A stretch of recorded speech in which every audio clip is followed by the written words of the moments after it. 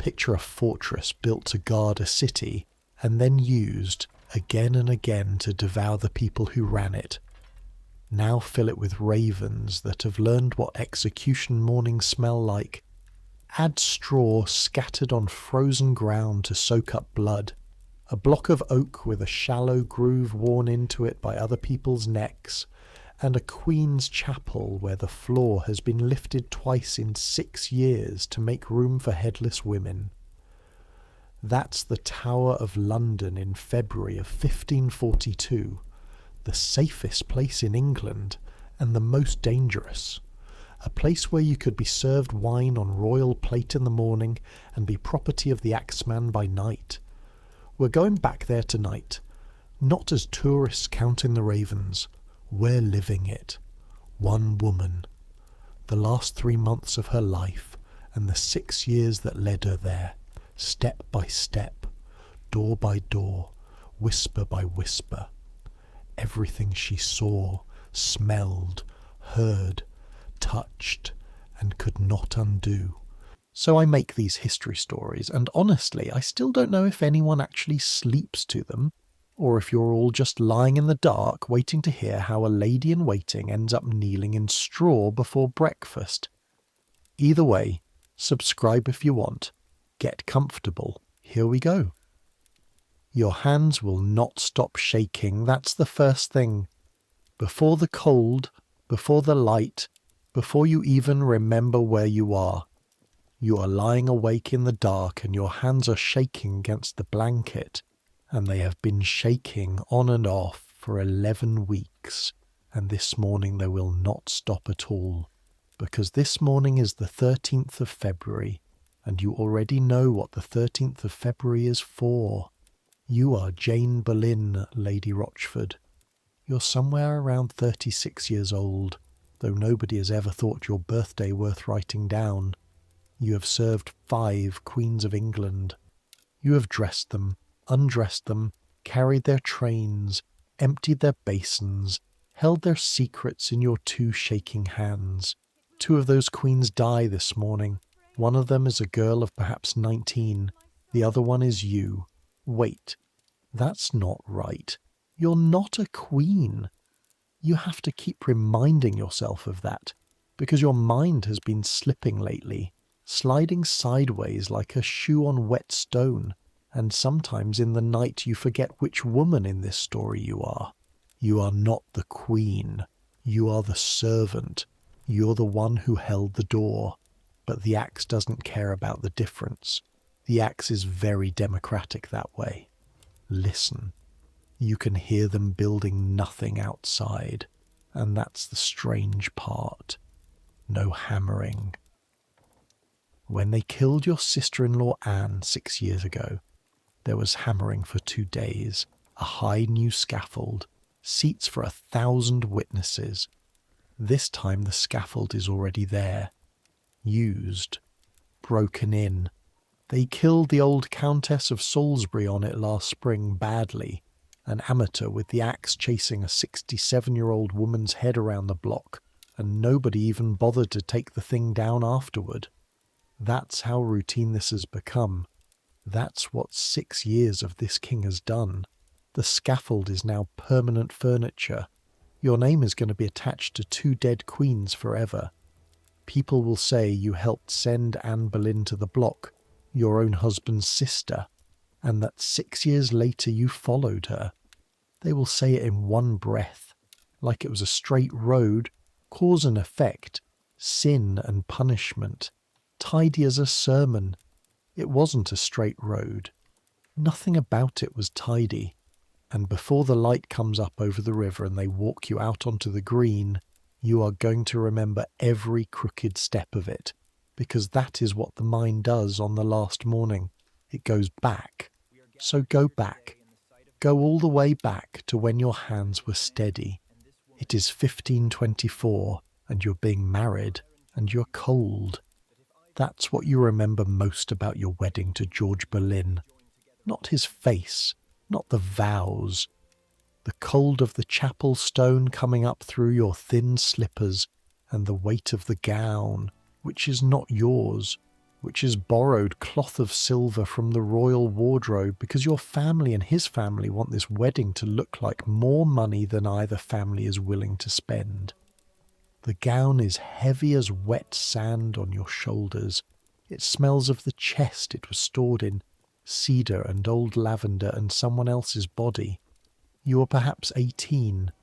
Your father is Lord Morley, a quiet scholar of a baron who loves his Latin books more than his ambitions, and this marriage is the most ambitious thing he will ever do. The Boleyns are climbing. Everyone at court can see it. Thomas Boleyn is clever.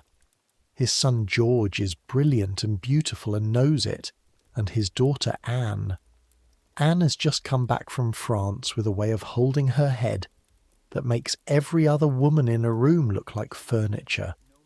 You stand next to George at the altar, and you can feel the gap between what this looks like and what it is. It looks like a love match between two rising houses.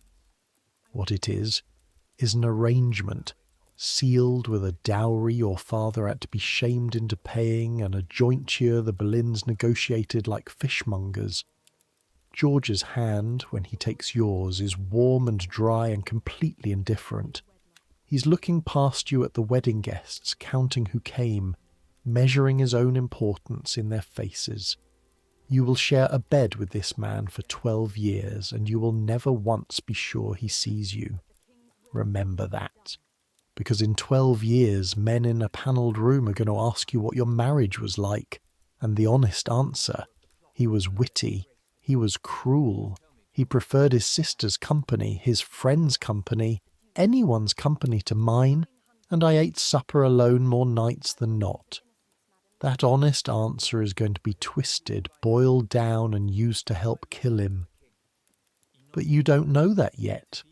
Right now you only know that the chapel is cold, the gown is heavy, and your new husband smells of ambergris and wine. And when the priest binds your hands together with the stole, George's fingers don't tighten around yours even slightly. You tell yourself it will grow. Affection grows, your mother said, like a garden. Some gardens are just stone all the way down. Court swallows you whole after that, and here is what nobody tells you about serving at the court of Henry VIII. It is a life spent standing. You stand in the Queen's outer chamber for 4 hours at a stretch, until your knees lock and the small of your back burns like a held coal. You stand holding a basin while the Queen washes, and the basin is silver gilt, and it weighs as much as a newborn child. And your arms tremble, and you must not let the water tremble with them. You stand at the edge of feasts you may not eat at, watching grease shine on the mouths of men who outrank your father, smelling roasted swan and cinnamon, and not tasting any of it until the great ones are done and the dishes come down the table cold. Your feet by the end of the first year are ruined. You unroll your stockings at night and there are red wheels where the seams pressed, and your toes are numb at the tips from standing on stone through winter audiences. You learn to shift your weight in tiny movements no one can see, from heel to arch to ball and back, a slow, secret dance that keeps you upright. And you learn the other skill, the real one, the skill this whole story turns on. You learn to be invisible. A lady in waiting who is noticed is a lady in waiting who is in trouble. Your work is to exist at the edge of the Queen's life like a useful shadow. You carry messages and forget them the moment they leave your hand. You lace bodices, and your cold fingers work the points and aigulets, those little metal-tipped laces, through eyelet after eyelet, and you feel the Queen's ribs move under your knuckles as she breathes, and you know from her breathing whether she's been crying, and you say nothing. You know everything. You say nothing. That is the entire job. Catherine of Aragon is queen when you begin, a stout, devout Spanish woman with ruined hopes and a genius for dignity. and you kneel through her endless masses with the cold of the chapel floor eating up through your knees, and you watch her pray for a son that everyone but her has stopped believing in, and you watch your sister-in-law Anne across the chamber, doing the opposite of being invisible. Anne glitters. There is no other word. She wears French hoods that show her dark hair when every proper English woman hides hers, and she laughs with her whole throat, and she argues theology with bishops, and when the king's eyes find her, and they find her more and more, she does the one thing no woman has ever done to Henry Tudor. She makes him wait. You're close enough to watch it happen, season by season. The king's letters, which Anne reads with one eyebrow up, the gifts, the jewels that start arriving at the Boleyn apartments like tribute to a small foreign power. Your husband George rising with his sister, Viscount Rochford now, gentleman of the Privy Chamber, ambassador to France before he's 30, and you rising too, in his wake, pulled upward like a dinghy behind a warship. You should be glad. Everyone says you should be glad. Here is what glad actually feels like. It feels like standing closer to a fire that has already eaten one queen. Catherine of Aragon served this court for over 20 years, bore the king 6 children, buried 5 of them, and you personally watch her household broken up. Her jewels demanded back, her daughter taken from her, her title pared down while she coughs in one damp house after another. You help pack some of the plate that gets taken from her. Your hands do that. You wrap a silver ewer in wool cloth, and the wool catches on your chapped knuckles, and somewhere in a cold manner an abandoned queen will notice this ewer is gone. And your family did that. Your glittering, laughing, climbing family. You are learning the first rule of this court, and it is not written anywhere, and it is this: everything given can be taken, and the people standing nearest when it's taken are the ones who carry the pieces. Anne is crowned queen on the 1st of June, 1533, and you walk in her coronation procession, and London stinks of celebration. Roast meat and spilled wine and river mud, and the gunpowder tang of the Tower's cannon salute hanging over everything like a lid. And the crowds along the route are enormous and strangely quiet. They came to look, not to cheer. You can hear it walking through them, the difference between a crowd's love and a crowd's curiosity. It sounds like a held breath. Anne rides through it with her chin up, 6 months pregnant, carrying, everyone is certain, the son that will make all of this worth it. In September she has a girl. They name her Elizabeth. You're in the chamber in the days after, and you have never felt a room turn cold the way that room turns cold. The christening is scaled down, the celebratory joust cancelled. The king visits and is courteous, and courtesy from Henry to Anne is a new and terrible weather. Your husband makes a joke about it that week quietly to his friends, something quick and vicious about the king's disappointments. And the men laugh, and you stand by the window with your needlework and you memorize the joke without meaning to. That is the curse of the invisible. You keep everything. You are a room where the whole court stores its unattended words, and one day men with warrants are going to walk into that room and take inventory. 3 more years, 2 more pregnancies that end in blood and grief. And the king's eye, wandering now, settling on a pale, prim, whispering girl named Jane Seymour, who serves in Anne's own chamber, 10 feet from you, sewing with her eyes down. By the spring of 1536, you can smell it coming. You genuinely can. Fear has a smell. Every servant knows this. It's in the sweat. It turns sweat sharp and sour like vinegar. and Anne's chambers that spring stink of it under the rosewater and the strewing herbs. The Queen laughs too loudly. The Queen weeps behind curtains.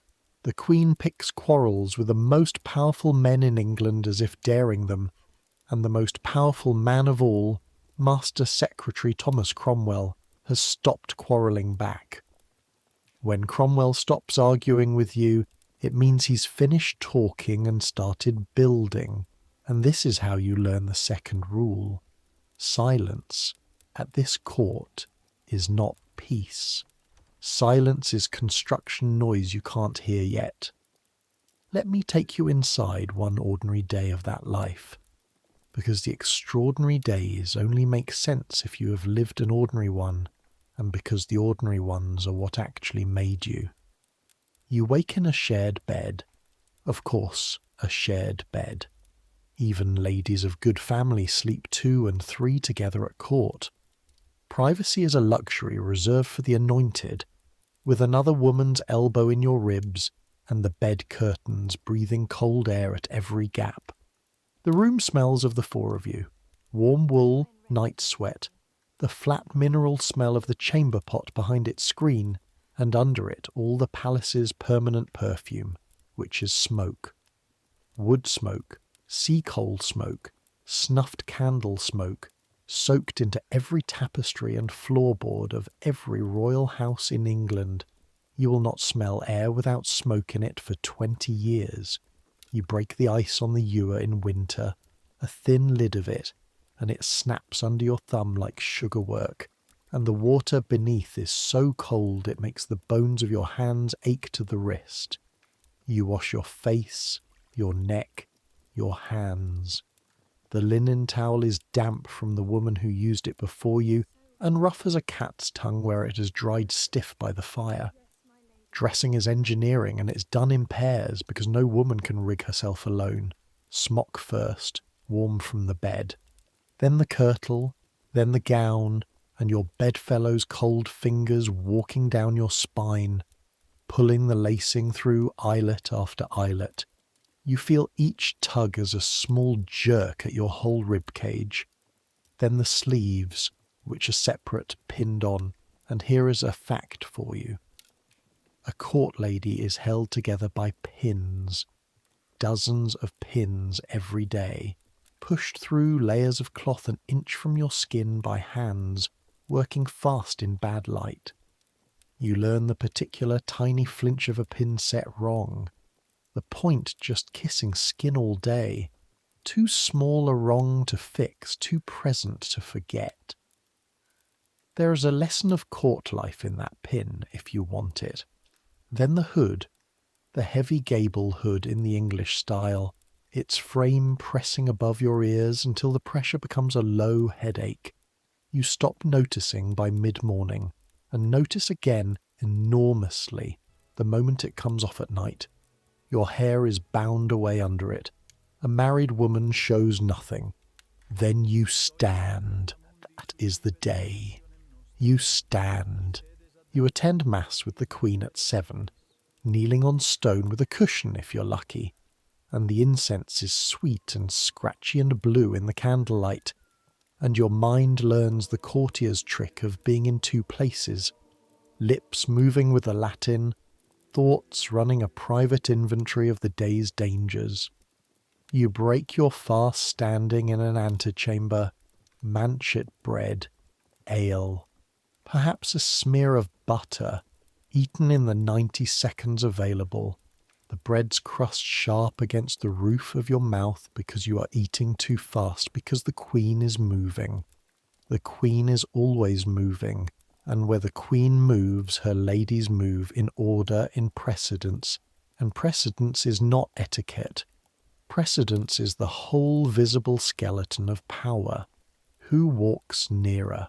Who carries what? Who hands the Queen her gloves? The gloves themselves, soft as skin, smelling of the ambergris they are stored with, and who merely stands? You could map England's politics in any season by watching for 1 week which women carry which objects. Everyone at court reads this language fluently, and no one ever admits it exists. The food comes to the Queen's table in procession, dish after dish, and it is a wall of smell. Roast capon glistening, its skin crackled and bronze, venison in a pepper sauce dark as bog water. A porpoise once, at a feast, an actual porpoise, fishy and strange, custards trembling, wafers scented with rosewater. The Queen eats little of any of it. That is also language, and the dishes go down the table by rank, cooling as they descend, and by the time meat reaches your end, it wears its grease in a white lace at the edges, and you eat it anyway with good appetite because you've been on your feet since 6. In the afternoon there is needlework in the Queen's chamber, and this is where the real business happens. 20 women sewing shirts for the poor, and the needles going in and out with their tiny pock through the linen, and the talk running underneath like a stream under ice. Who is in favour? Who is out? What the king said at tennis, which ambassador brought which gift, and what the gift meant. You learn to sew without looking at your hands, so your eyes are free for faces, and to this day you can feel a conversation change temperature from across a room, through your skin, the way sailors feel weather. Supper, more standing, evening, cards, music, dancing if the king comes to the Queen's chambers, and when the king comes, the room changes as if a door had opened on a furnace. Every person in it angles toward him like plants doing what plants do, and you watch women twice your rank calculating the geometry of where to stand to be seen and not seen, and you memorize the calculations. And at last, near midnight, the unpinning. Your bedfellow's fingers finding the pins one by one, each release a small distinct relief, the day disassembled pin by pin into a dish with a sound like tiny rain. The hood off, and the headache blooming and fading. The laces out, and your ribs remembering their full width. You fold the gown yourself, snap, fold, smooth, the day's smoke shaken out of it, and you lie down in the cold sheets next to a warm woman you may or may not trust, in a palace of 1,500 souls, every single one of whom is watching every single other one. That was the ordinary day. Multiply it by roughly 4,000. That is the tissue your life was made of. That standing, that watching, that fluency in unspoken things. And when the terrible days came, in 1536 and 1541, they did not come to some other woman. They came to the woman 4,000 ordinary days had built. Patient, observant, invisible, indispensable, and bone-tired in a way that no single night's sleep had ever fixed. Remember her tiredness. Courts run on it, thrones sit on it. Nobody ever writes it down, and you are not always the shadow.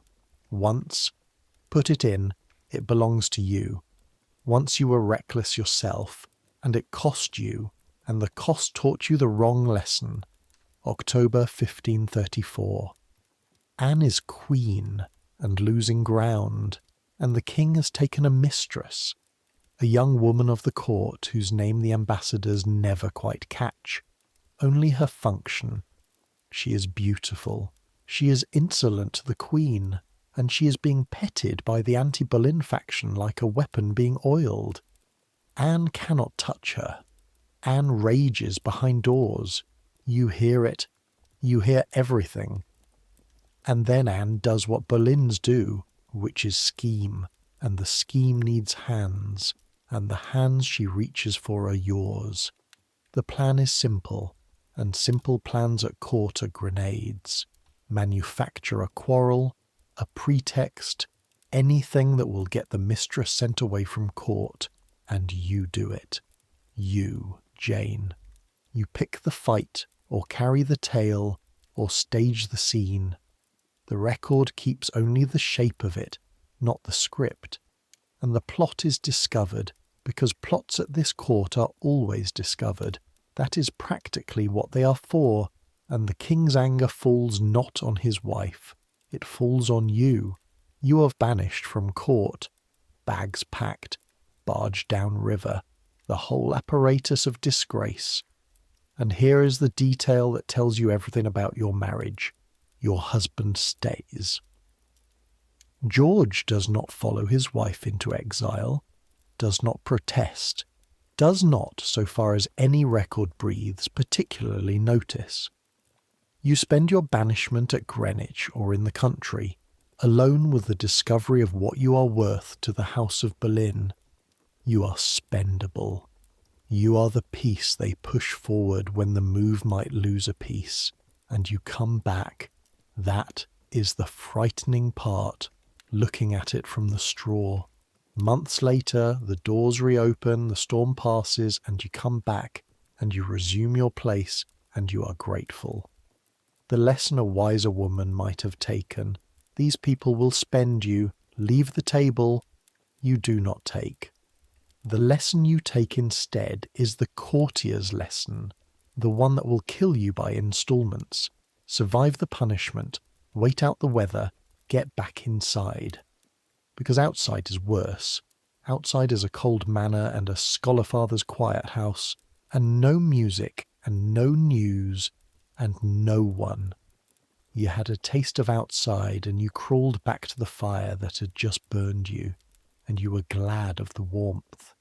There is one more scene from those years, and history will only ever half see it, so look at it clearly now while you still own it.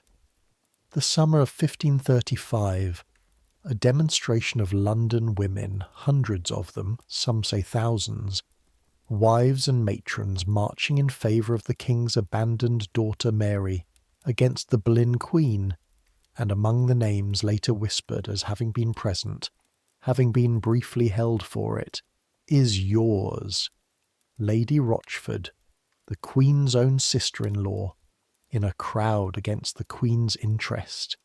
Did you go? Were you there in the press of wool shawls and market baskets, anonymous for 1 hour in your life shouting? Or were you merely named by someone who hated your name? Even you this last morning are no longer certain what to trust of it. The years in this court have taught you how easily a name gets attached to a crowd.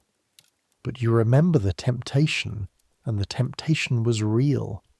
The pull of standing just once on the side of the wronged woman, in the open, with your own voice.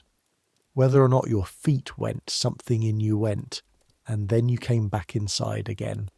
You always came back inside. Fear, duty, hunger. And now add the fourth strand, the one 1534 wove in. The knowledge, proved on your own skin, that disgrace is survivable if you keep your head down and wait. It was true once. It trained you like a bell trains a dog. And in 1541, standing in the dark at the head of a stair with a candle, some old trained part of you was still whispering it. This too can be survived. This too can be waited out. Keep your head down. Keep the door. Endure. The bell had lied. Some things cannot be waited out. But you were 20 years trained to a lying bell, and that as much as any queen's command is what held you at your post. The last day of April, 1536, a Sunday, and Greenwich Palace is rehearsing for May Day, and you are watching your sister-in-law destroy herself with a single conversation. You're in the Queen's presence chamber. The windows are open to the river. You can smell the Thames, mud, tar, fish, the sweetness of new grass from the park, and hear the thock of tennis balls from the King's play. Anne is at the window with Henry Norris, the King's groom of the stool, his closest body servant, a widower who has been circling one of Anne's cousins for months without proposing. You are folding linen. That's what your hands are doing, lifting each smock, snapping it flat with a crack of clean cloth, folding in thirds, smoothing with the flat of your palm. the linen cool and slightly stiff with pressing. You are 8 feet away. You are furniture. And you hear Anne say it, teasing Norris about his slowness to marry, her voice bright and brittle as sugarwork. And then, when he mumbles some courtier's evasion, she laughs and says, "You look for dead men's shoes. For if aught came to the king but good, you would look to have me." Your hands stop on the linen. You feel the sentence land in the room the way you'd feel a dropped glass, that half-second after, when everyone's body knows before anyone moves. Imagining the king's death is treason, not a figure of speech, a statute. People have died for less, said drunk, in taverns, and the Queen of England has just said it in daylight, in front of servants, to the king's dearest friend. Norris goes white. He actually stammers. He says if he had any such thought, he would his head were off. Anne, hearing herself at last, tries to laugh it back into a joke, and the joke lies on the floor between them, and nobody picks it up. That evening she has Norris swear to her chaplain that she is a good woman, which is like ringing a bell to announce that somewhere a bell has been rung. You say nothing to anyone. Hold on to that, because it matters later. You did not run to Cromwell.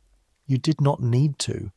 A presence chamber has 20 pairs of ears, and by nightfall the sentence is moving through the palace, the way fire moves through a thatch, invisibly inside the walls, until whole rooms of the Queen's life are alight. May Day, the joust at Greenwich, sunshine, banners snapping, the smell of horses and crushed turf and hot armour. Armour in the sun smells like a pan left on the fire, hot metal and oil. Anne sits beside the king in the gallery. Your husband George rides brilliantly.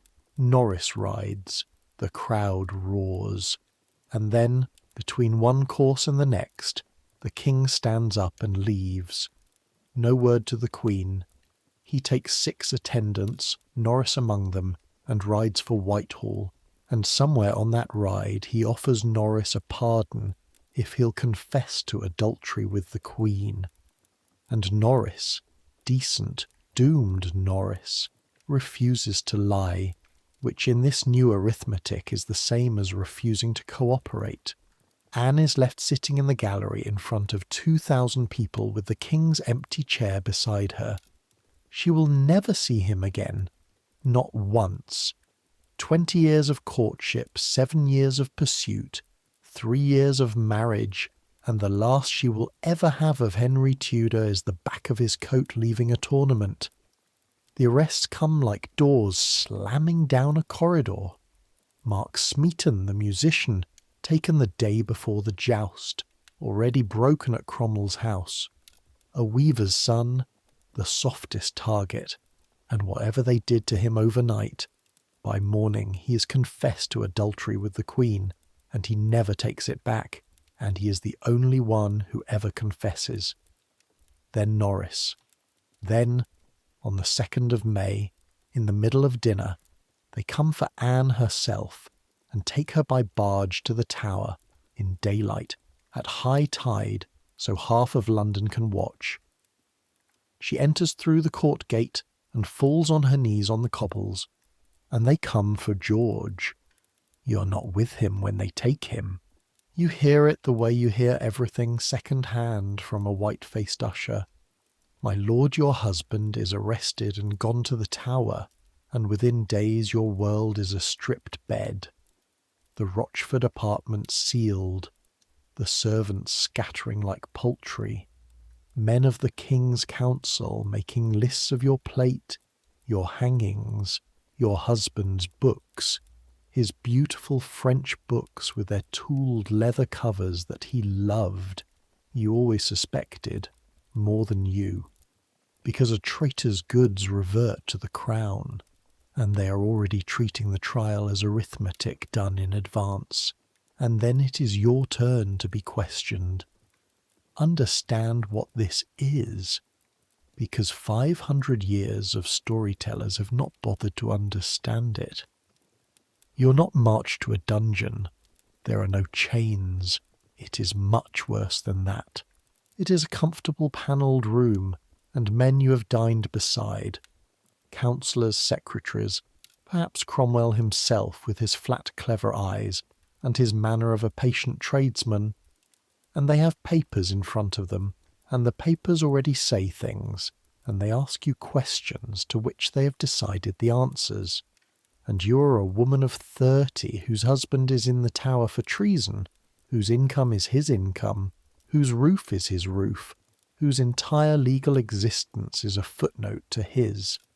If he dies attainted, his lands are forfeit.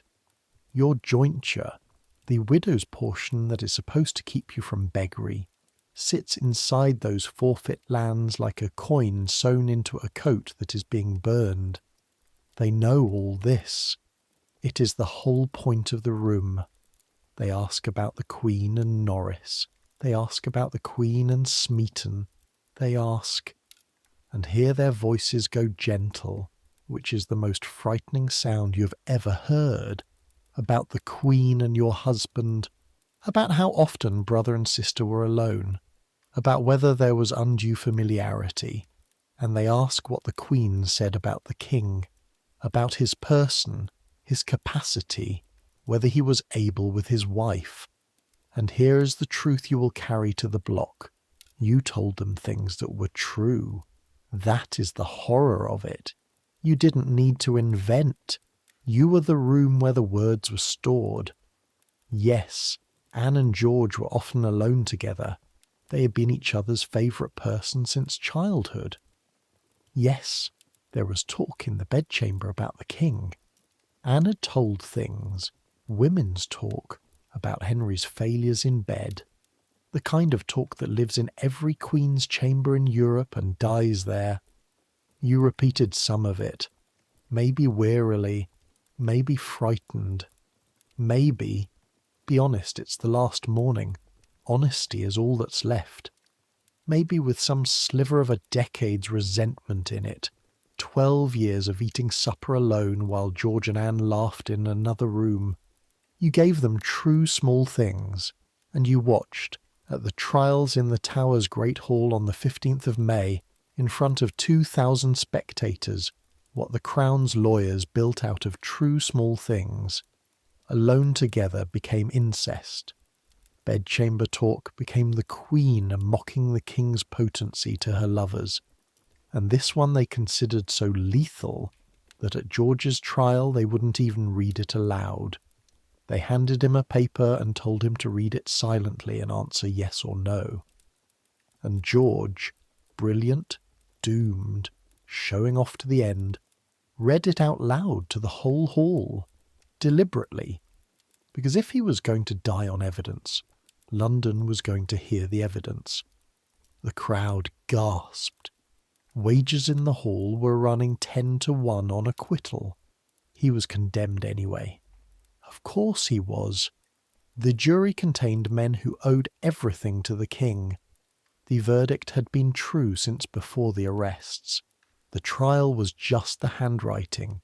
Anne was condemned by a court of her own peers, her own uncle presiding and weeping as he read the sentence, her own former betrothed collapsing and having to be carried out, burning or beheading at the king's pleasure. On the 17th of May they took George and Norris and the others to Tower Hill and struck their heads off before a crowd. 2 days later, on the 19th, on a new scaffold inside the walls, a swordsman brought from Calais, the king's one mercy, a French sword instead of an English axe, faster, cleaner, and don't think about why you know the difference, took off Anne's head while she prayed aloud in the middle of a word. 11 days after that, the king married Jane Seymour. You were not at the executions. You were already learning what you'd become, the widow of a traitor, the sister-in-law of a dead queen, and the whisper was already alive. You could feel it crawling on your skin in every room you entered. The woman whose testimony helped kill them. Was it true? Did your words matter? Cromwell had Smeaton's confession, the Norris conversation shouted through the palace, a king who wanted an ending and a minister who built one. The machine had 100 parts. You were at most one small true gear in it, but here is what you learned, and what you will relearn this morning in the straw. It doesn't matter how small the gear was. You were inside the machine. You felt it work. You heard the sound justice makes when it is actually only power. A dry sound, papers shuffling, a clerk's pen. And you walked out of that machine alive, and the two people you were bound to did not. And the fee for walking out alive came due immediately. George attainted, his lands gone, your jointure gone with them. Within weeks you, Lady Rochford, sister-in-law to a Queen of England, are writing to Thomas Cromwell, the man who ran the machine begging. The letter still exists. Your hand shook writing it. You tell him you are in extreme poverty. You ask his help getting your father-in-law to pay you 100 marks a year, and you call your dead husband your late lord, and you sign yourself his poor desolate widow, begging the executioner's architect for pocket money. That is what survival cost. Cromwell, to his credit, and how strange that this is where credit lands, helps. Pressure is applied, money moves, and then he does the other thing, the thing that seals your fate while looking exactly like rescue. He gets you your job back. By the end of 1536 you're at court again, a lady of the new Queen's privy chamber, Jane Seymour's chamber. You will stand in the same rooms, fold the same linen, hold the same basins, for the woman who replaced the woman your words helped kill. Because you have no other trade. Because the court is the only economy you know. Because a woman alone in 1536 with a traitor's name and no jointure has exactly two choices, and the other one is a cold manner and slow disappearance. So you go back into the fire and you tell yourself you'll stand further from the flames this time. You will not. There is no further. There is only closer. Before the candles and the stairs, give the girl her season in the sun, because the story's not honest without it, and because you were there for every hour of it. The winter of 1540 into 1541, Catherine Howard's little year of glory, and the court has not glittered like this since the 20s. The old king is transformed. Everyone says so. The ambassadors write it home in wonder. Up at dawn, hunting till dinner, the terrible leg almost forgiven, and all of it because of the girl. And the girl is dressed like an argument for her own existence. The king cannot stop giving. Jewels arrive the way weather arrives. At New Year he hands her a square pendant crusted with diamonds, ropes of pearls, a muff of sable skin set with rubies, a fur muff with rubies. You have held it. It is heavier than it has any right to be, and cold on the outside and animal warm within, and it is worth more than every object your father owns, and you are the keeper of all of it. That is literal. The senior lady keeps the Queen's jewels, counts them out at night into the coffer, each stone cold as a river pebble, clicking down into its velvet, turns the key, keeps the key. You dressed her in the mornings, the shift, the kirtle stiff with gold work that scrapes your wrists as you settle it, the sleeves pinned, the hood, French hood of course, like her cousin, showing the auburn hair, and you brush that hair out every night, long slow strokes, the brush crackling in the winter air, small sparks in the dark, and she chatters while you brush. She chatters to you about everything. The king's gifts, the lady she dislikes, dances, gowns, nothing, glorious nothing. She is kind in the unexamined way of the very young. When one of her old Lambeth roommates turns up at court needy, she finds her a place.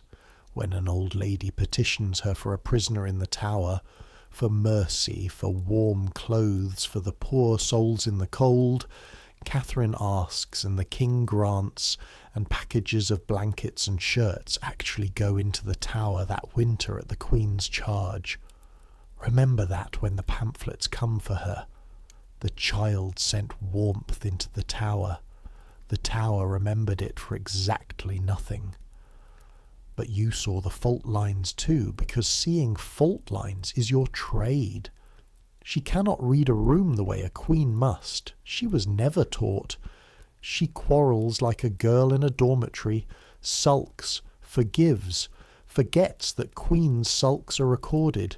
She spends like water, and does not know what things cost because no one has ever let her own anything until now. And now she owns everything, and it is exactly like giving a starving child the keys to a banquet.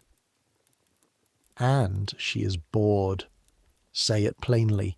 Married to a man of 50 who is her grandfather's contemporary, a man she must delight nightly, whose bad days smell the way his bad days smell. This dancing, physical 17-year-old creature is bored to the bone and frightened underneath the boredom, because there is no child coming, and she knows what happens to this king's queens when no child comes. Her own cousin taught the whole world what happens. The lesson hangs over her marriage like the heads over the bridge. So when she looks at Culpeper, young, beautiful, the age her husband is not, the mirror of everything her position forbids, she is not being a villain. She is being 17, in a cage made of rubies, reaching through the bars toward the only thing in the palace that looks like her own life. You saw all of it. You, of everyone alive, were equipped to name every fault line and forecast every crack. And when she turned to you that spring, to you, because you were the one who never scolded, the one who made problems vanish, the one who had, God help you, become the nearest thing to a mother the motherless girl had in that whole gilded building, when she caught your hand in both of hers with the muff warmth still on them and said, "Find a way, Jane." The braid pulled tight, and you said, "I will find a way, madam. We have been here. We will not pretend this last morning that you said it only from fear." The years between the two dead queens passed like a held breath. You serve Jane Seymour, and the work steadies you the way handwork steadies anyone. The needle punching through velvet with that small resistant pop. The wax smell of candles trimmed at dusk. The Queen's jewels counted into their coffer each night, cool and heavy in your palm, each stone clicking against the next like teeth. Jane Seymour is quiet, obedient and pregnant by early 1537, and the whole court walks on cushioned feet around her belly, as if England itself were balanced on it. In October she gives the king his son, Edward. The Te Deums, the bonfires, the cannon, London drunk for days, and the palace corridors sweet and sick with spilled hippocras. 9 days later she's dead of childbed fever, and you are one of the ladies in the black-draped chamber, and you help watch over the body, and you kneel through the long offices with the incense scratching your throat, and you think, you cannot help thinking, this court uses up queens the way a forge uses up charcoal. 3 years a widow yourself now, no child, no remarriage, who marries the Rochford widow. Your name is a door men politely decline to open. You have your restored income, your place, your black gowns, your reputation walking 3 steps ahead of you into every room.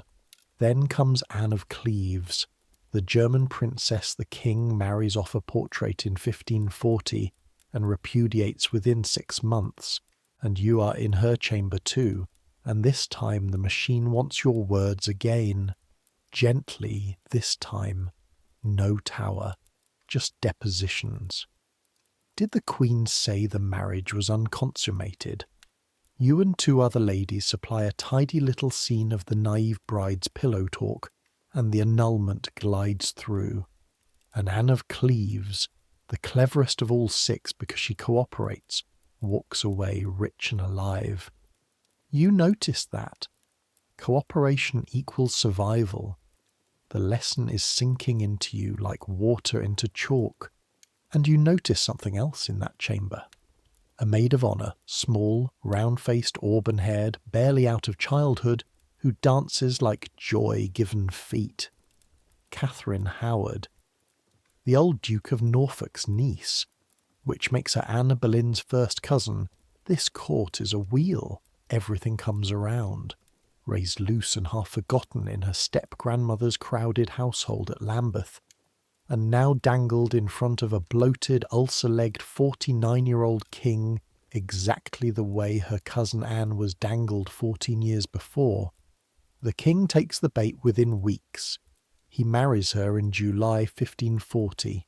The same day, mark this, that Thomas Cromwell, the machine's own builder, is beheaded on Tower Hill with a botched axe.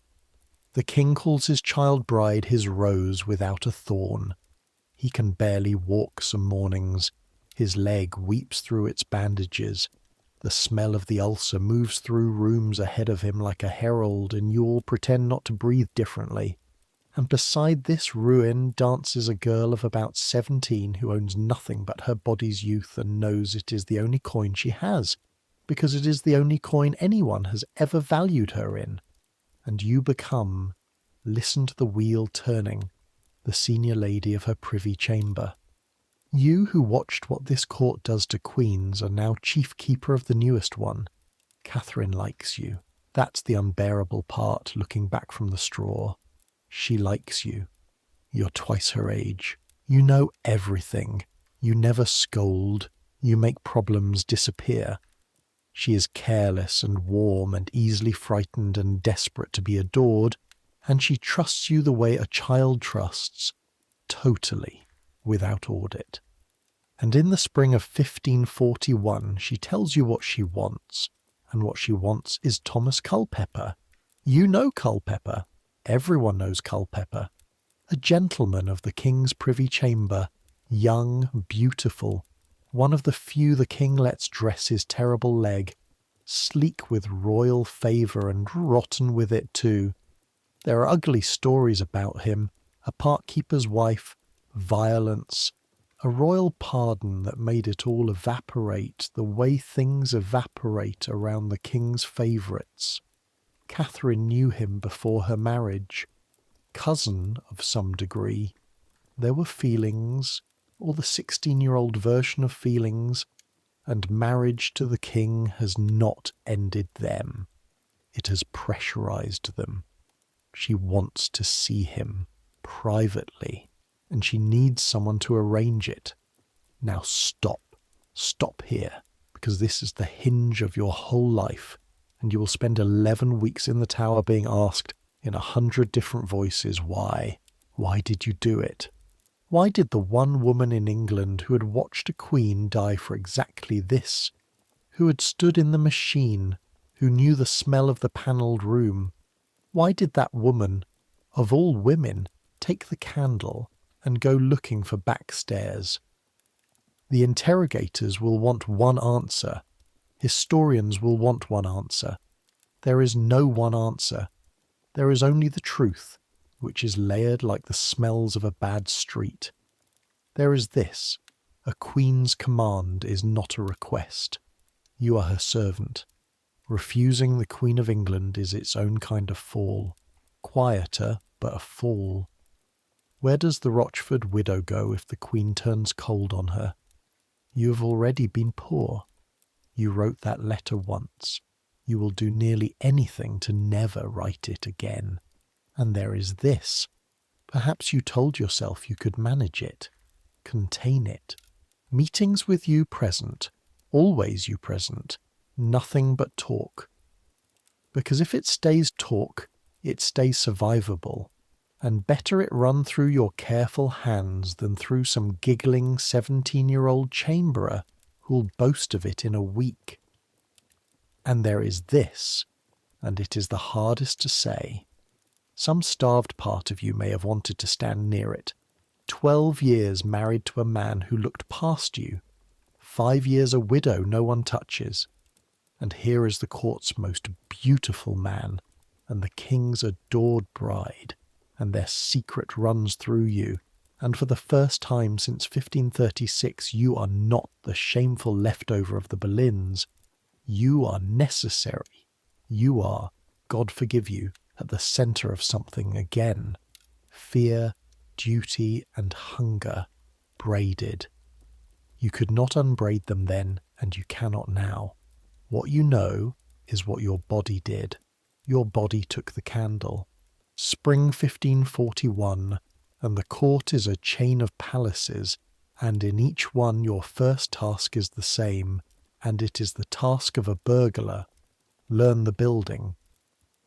You walk the queen's side of each palace with your ring of keys.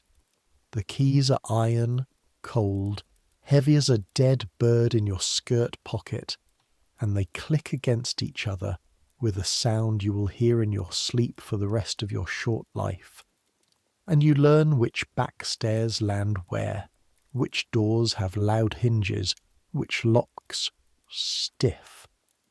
You work tallow into a complaining hinge with your fingertip, grease under your nail all evening. You count the paces from the Queen's bedchamber to the little stool-house stair.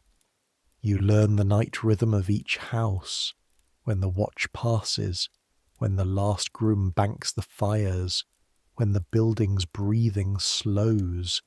You, Lady Rochford, 35 years old, senior lady of the Privy Chamber, are casing royal palaces like a thief, and you are good at it. 20 years of invisibility turn out to be transferable skills. The first meetings are at Greenwich in April, before the court moves. Then the great summer progress north, the largest of the reign, 5,000 people, the king hauling his bulk toward York to overawe the rebel counties, and the progress should have ended it. New house every few nights, strange servants, no routines. Instead, the moving court becomes your accomplice. In an unfamiliar house, everyone is lost. No one knows which shadow belongs. And so through that whole hot, wet, muddy summer, Lincoln, Pontefract, York, the pattern repeats, and it is always you who finds the room, a back chamber, a stair-foot, once. You will admit this under interrogation, and the clerks will write it down with their pens scratching. A stool-house, a privy chamber, the Queen of England meeting her gallant in a room that smells of close air and chamber lye because it was the one door nobody watched. Always you who fetches him. Past the yeomen dozing at the far door. A low knock, 2 beats, your knuckles on damp oak. Culpeper slipping in smelling of the ride. Horse, leather, rain, his boots in his hand, in his stocking feet on the cold floor, grinning like a boy stealing plums. Always you who stands the watch, and this is the part no ballad will ever bother with, so let it be said once truly. Adultery, for you, was standing, hours of it, in a doorway, in the dark, in a draught, a single candle shielded behind your hand, the flame heating your palm, wax creeping down to sting your fingers and set into little sheaths you peel off in the morning, legs going from ache to burn to numbness, ears straining until the silence rings, every sound of an old house at night passing through you like a blade, settling timber, a rat in the wainscot, a watchman's cough in the courtyard, boots, no, nothing, breathe, and behind you, muffled through the door, the two of them, talking, mostly, you told yourself. Low voices, laughter suddenly smothered, long silences that you chose carefully, hour after hour, night after night, not to interpret. At Lincoln they stayed until 2 in the morning. You know, because you stood every minute of it. And afterward your knees cracked like green wood when you finally moved, and you had to press your hand against the wall, and the wall was wet with night damp, and you left a handprint in it. The Queen slept until noon. You were dressed and on duty at 7. Eyes like burnt holes, hands doing their work, laces, points, brushing out that auburn hair in long, slow strokes while she hummed. And her happiness in those weeks was a bright, terrible thing, because you were its engineer, and you knew with the deep tidal knowledge of 1536 exactly what its price would be if a single door opened at the wrong moment. Once at Hatfield or somewhere in that blur of houses a door did move. A latch lifted somewhere below the stair you were guarding, and your whole body turned to iron, and the candle shook so hard the shadows swarmed the walls like water, and you had your knuckle raised to strike the warning knock, and it was a cat, a kitchen cat, shouldering the door, sliding through, looking up at you with flat gold eyes. You didn't sleep at all that night, even after Culpeper was gone, and the Queen was safe and snoring. You lay rigid, listening to your own heart, and you thought, with total clarity, the clarity that comes at 3 in the morning and evaporates by breakfast, I am going to die of this. Then morning came, and the Queen smiled at you, and asked when he could come again, and you said, because fear, duty, and hunger are a braid, and a braid is a rope, and by midsummer the rope was around all 3 of your necks, and none of you would look down at it. You said, I will find a way, madam. You always found a way. That was the whole tragedy of you. You were so very good at finding the way. One night of the watch, in full, not the summary, the night itself, Pontefract, late August 1541, because if you are going to understand what she did, you should have to stand through one. The castle is a rebel castle, taken back, and it feels it. Too many towers, too many stairs, garrison smells under the court smells, tallow and armour oil and horse, and the Queen's lodging is up a spiral stair whose steps are each a different height, which you know because you have climbed it in the dark 11 times counting, and your feet have the irregularity memorized like a tune. 11 o'clock. The Queen's chamber is officially closed for the night. Her women dismissed. You managed that an hour ago, with 2 sentences and a look. Managing the dismissal of witnesses is a skill, and the skill is making it feel like kindness. You're worn through, child. Go to your bed. I'll sit up with her grace. The outer watch has passed on its round. You stood at the window with the candle out to watch it pass. 2 men and a lantern, their light sliding along the wall below like something poured. Now the waiting. This is the part nobody imagines when they imagine sin, the administration of it. You sit in the little antechamber on a joint stool with no back, because a chair would let you doze, and dozing is death. The candle is behind its hornshade, giving a light the colour of weak broth. You can hear the Queen on the other side of the door moving restless, the whisper of her nightgown. Once a laugh at nothing. She is 17 and giddy with waiting, and does not know how to be afraid yet, not really, and her not knowing sits on your chest with its full weight, because you are carrying the fear for 3 people, and it is heavy as wet cloth. 11:30, or near it. You measure by the candle, notching time by the wax. The stair door, far below, the softest possible sound of the latch. You're on your feet before your mind has finished hearing it, and your knees fire 2 bright bolts of pain from the stool stillness, and you take the candle and go to the head of the stair. If it is the wrong person, you are a lady of the Privy Chamber checking a draft. You have the sentence loaded.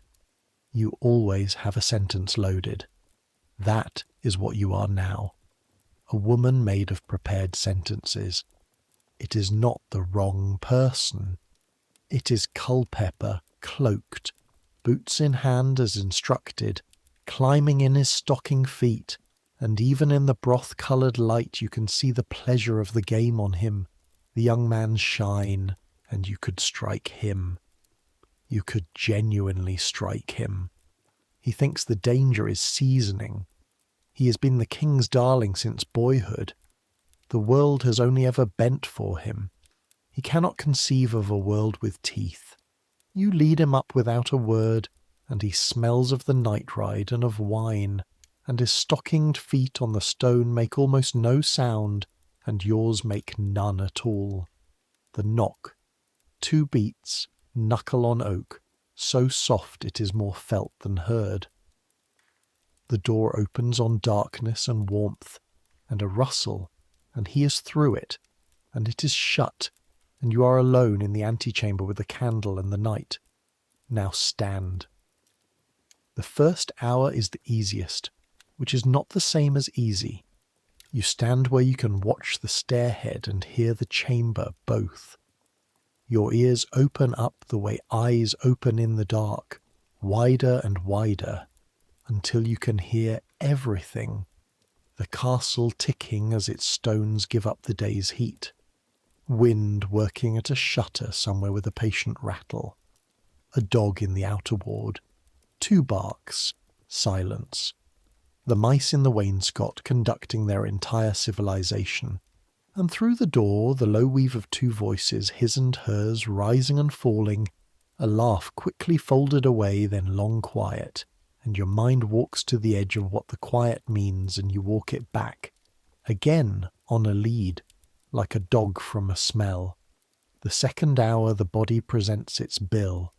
The stool is behind you, but you no longer trust yourself on it. Your feet have gone through aching into a hot, ringing numbness. You shift your weight by fractions, heel, arch, ball. The old secret dance from the presence chamber. 20 years of practice finding its final purpose here, in the dark, in the service of this. Your lower back is a bar of iron. The candle has to be trimmed, and your fingers do it without your attention, pinching the char, the little bite of heat on your fingertips, the flame steadying. Wax has run over the shade's lip onto your thumb. You peel it off and roll it into a bead and hold the bead, and holding it becomes, for a while, the entire meaning of the world. Small things get very large on a watch. That is how the mind protects itself from the large thing. Somewhere past 1 o'clock the fright comes, because a fright always comes. No night is clean. Boots, real boots, more than 1 pair, somewhere below and outside. The watch, off its rhythm, or worse, and the whole surface of your skin comes alive like water under wind, and you're across the antechamber with your knuckle raised at the Queen's door, the warning knock ready, your heart going like something thrown downstairs. The boots cross the yard below, pause, a man's voice, easy, a word you can't catch, another man laughing, moving on, gone. You stand with your hand still raised for the length of 10 breaths. Then you lower it. The sweat is cold along your spine before you even notice it was hot. Inside the chamber, they heard nothing. They never hear anything. Hearing is your department. Toward 2 you allow yourself the wall. Shoulders against cold stone, the chill striking through wool like water through a sieve, and it is welcome. It keeps you surfaced. And this is the hour the thoughts come, the ones the daylight keeps out. George's face at his trial, reading the paper aloud, that reckless Boleyn shine on him. Culpeper has the same shine. That is why you could strike him. Anne's voice, the letter to Cromwell, your own hand crawling across the page. Poor desolate widow. And the thought that arrives, Every night at this hour, like something with its own key, you have stood at a queen's door before. You know how this ends. You are the one person alive who knows exactly in procedural detail how this ends. And tomorrow night you will stand here again. Why? The night asks it without words, and you answer without words, and the answer is the braid, fear and duty and hunger, and at 2 a.m. at Pontefract you can feel each strand separately, and none of them will come loose from the others, and there is no thread you could cut that would not cut you. At some black hour the door opens, and he is out, warm from the room, tucking himself together, and the giddiness is on him still, and he presses your hand, as if you were in this as a friend, and is down the stair like water, boot still in his fist, and the latch below says its soft word, and it is over. You go into the Queen. She is loose-limbed and shining and half asleep already, murmuring happy.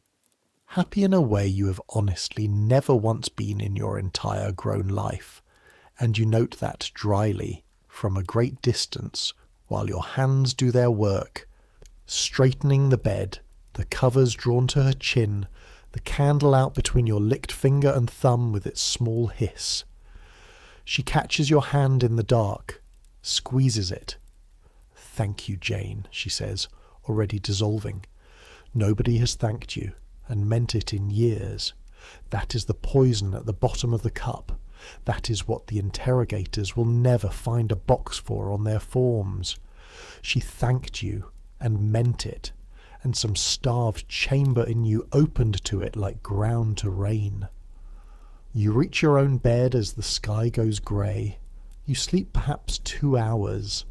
At 7 you're standing behind her chair, steady-handed, arranging her hair, and the summer morning comes up golden over the rebel county with its steeples and their tarred fruit, and the court packs to move again, and nobody looking at you, at the plain, tired, capable widow in the dark gown, sees anything at all. Being invisible was always your genius. It just changed employers. Understand the machine you were feeding, because on the progress north you saw its teeth in the open. The summer of 1541 was not a pleasure trip. It was an armed procession through counties that had risen against the king 5 years before. The pilgrimage of grace. 40,000 men with banners of the 5 wounds put down with promises, and then, when the promises had done their work, with hangings. The route north was signposted with the results. There were men still hanging in chains from church steeples in those counties, tarred to slow the rot, and the wind came off them, and the court rode past with pomanders pressed to noses, and the trumpets played. At Lincoln the city fathers knelt in the road to grovel for their old rebellion. At Pontefract, where the rebels once made their headquarters, the king does nothing by accident. 200 gentlemen of Yorkshire knelt in the wet to submit, and at Hull the king paused to inspect the fortifications and to order, with the same voice he used for ordering dinner, the hanging of an old acquaintance in chains from the highest tower. You watched Catherine watch all of it. Did she understand? She was clever in the ways her life had taught her, clever about moods, about men, about danger in a room. But she had been 12 when the North rose. She had never stood in the panelled room. She thought, you are certain she thought, that the machine was for other people. You knew better. You knew better, and you kept the candle lit anyway. And if you want the exact shape of human folly, there it is. Knowledge is not armour. Knowledge just means you feel the teeth coming from further away. And the teeth were already moving, because the true danger that autumn was never a creaking door on a back stair. It came, the way ruin always comes, from a direction nobody was watching. The past. Catherine Howard had a past. In the crowded dormitory at Lambeth, under the Dowager Duchess's magnificently negligent roof, girls and men had mingled at night, feasts of smuggled food and more than feasts. There had been a music teacher, Henry Mannix, when she was perhaps 13. There had been a swaggering gentleman pensioner named Francis Derham, who called her wife and was called husband back, who knew her, in the language of the depositions to come, carnally many nights, with half the dormitory listening. None of it was a crime exactly. All of it was a bomb, once she was married to a king who believed he had wed an untouched rose. And the dormitory had witnesses, dozens, scattered now across England, carrying the Queen's girlhood in their heads like sparks in dry straw. Some had already come asking for places at court, and been given them. Derham himself, God help you all, arrived that very August on the Progress, and was made the Queen's private secretary, because refusing him felt more dangerous than hiring him. Blackmail, wearing livery, sorting the Queen's letters, you saw that, and your stomach dropped through the floor, and you still kept carrying the candle. Write it plainly. There will be no time for gentleness later this morning. One of the old Lambeth girls, Mary Hall, had a brother named John Lascelles, a convinced religious reformer with a reformer's conscience, no friend to the Howards or their old religion. That autumn, while the court was still trundling back from the north, Mary told her brother what she knew of the Queen's girlhood, meaning, perhaps, nothing much by it. And Lascelles, after praying over it, walked into the office of Archbishop Thomas Cranmer and set the spark down on the driest straw in England. Cranmer sat on it in terror for days. Then, on the 2nd of November, All Souls' Day, while the King was at Mass giving public thanks, actual public thanks, drafted for the occasion, for the jewel of womanhood God had sent him in his wife, the Archbishop slipped a folded paper into the royal pew and fled. The King read it and laughed. That's the detail that should freeze you. He laughed. He assumed it was slander, ordered a quiet investigation to clear his rose's name, and went hunting. Quiet investigations at this court are neither. Within days, Mannix and Derham were being questioned, and Derham, cornered on the Lambeth business, reached for the only shield in arm's reach and said the thing that turned an embarrassment into a slaughter. He said he had been succeeded in the Queen's affections. Succeeded by Culpeper. You know the moment the world ended, though you didn't recognise it. And that is the cruelest trick of catastrophe. It arrives wearing ordinary clothes. Hampton Court, early November. Musicians dismissed from the Queen's door with the words that it is no more the time to dance. Guards where guards did not stand yesterday. Catherine confined to her rooms, and the rooms filling with a silence you have breathed once before, in May of 1536. A silence with the texture, thick, attentive, the silence of a building listening to itself. They say, you will hear this later in the Tower, where rumour is the only currency, that Catherine broke loose from her keepers one afternoon, and ran down the long gallery toward the chapel where the King was at Mass, ran to reach him, to weep, to be forgiven, because her whole short life had taught her that her person, presented in tears, could turn any man, and that the guards caught her at the chapel door and dragged her back screaming while the King, 40 feet away, did not turn his head. Maybe it happened. Maybe the gallery got its ghost some other way. What is certain is this. She never saw him again. None of them ever see him again. It is the signature of the man. Catherine of Aragon, banished mid-journey, never again. Anne Boleyn, the back of a coat at a joust. Cromwell, arrested at a council meeting he walked into as chief minister, and now Catherine. When Henry Tudor is done with you, you do not get a scene. You get an absence, and then you get the machine. They took the Queen to Sion Abbey stripped of her jewels with a reduced household, and on a grey day in mid-November 2 of the King's Council came to the Queen's apartments and spoke your name. Not a dungeon, you knew it wouldn't be, a room and papers and men you have dined beside. You have been here before. You're the only person in England who has been here before twice, on both sides of the table, and none of that experience is worth anything now, because this time the questions are about you. When did the Queen first meet Culpeper? Who arranged the meetings?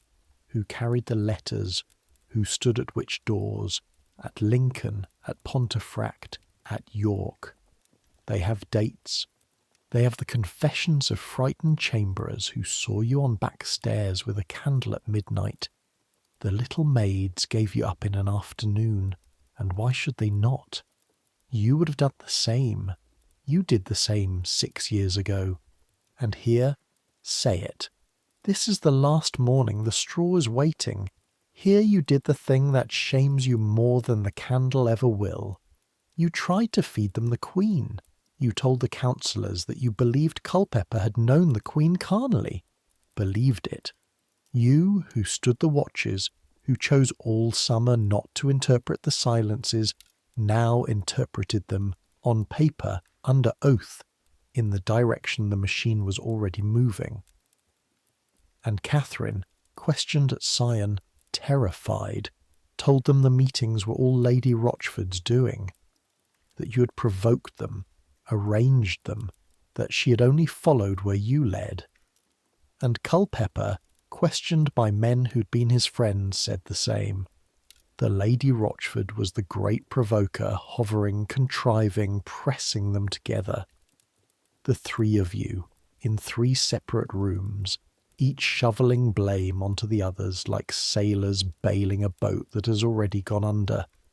Nobody confessed the act itself. Culpeper, pressed to the edge, admitted only that he intended and meant to do ill with the Queen, and the lawyers smiled because in the law of treason, as this king's judges read it, the intent, compassing, imagining was enough. They did not need the deed. They had 3 people's fear, cross-stitched into a shroud big enough for all of them. On the 1st of December, Derham and Culpeper were tried at Guildhall and condemned. On the 10th of December, they were taken to Tyburn. Derham suffered the full sentence for treason, hanged, cut down living, and the rest, which you will not think about, which you cannot stop thinking about. Culpeper, by the king's mercy to a former favourite, was only beheaded. Their heads went up on spikes on London Bridge, where the gulls attend to such things, and where they were still standing this winter, eye sockets to the wind, when the boats passed under, and one of the boats was yours. And you were in the Tower by then, and your mind had begun to come apart in your hands, and one room of the questioning in full, because summaries are a mercy, and this is not a night for mercy. Mid-November 1541. They fetch you in the morning, which is deliberate. Mornings for questioning always. The mind is least offended before it has assembled the day, and the room is warm, which is also deliberate. A good fire, wine on the sideboard that no one will offer you. 3 men behind a table, a counsellor you have known 20 years, a lawyer you don't know, and a clerk at the end with his penknife and his quills and his little brass pot of ink. And the clerk is the one to watch, because the other 2 are only voices, but the clerk is the machine's memory, and nothing you say exists until his pen says it too, and then it exists forever.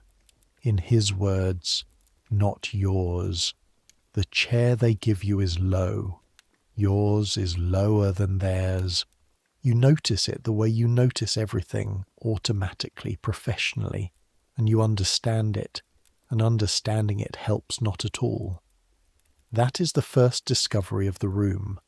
All your fluency, the 20 years of reading rooms, the room reads you back. They know what you are. They have your kind's number precisely, because the Crown has been questioning observant servants since before you were born, and the procedure in front of you was built by men who buried better dissemblers than you at their breakfasts. They begin far away. That is the technique. Household matters, dates of the progress which you confirm, the names of the Queen's chamberers which you give. Easy true things one after another, and each easy true thing is a small yes. And the yeses build a rhythm, and the rhythm is a road, and the road runs downhill. You can feel it running downhill, and you cannot find a way to stop walking that does not look like the thing they are waiting for you to do. Then, without any change of voice at all, when did Master Culpeper first come privately to the Queen's chamber at Lincoln? Not whether, when. The question arrives preloaded with its own world, a world in which the thing is established, and only its calendar is in doubt, and they watch you receive it. And here is what fear actually does.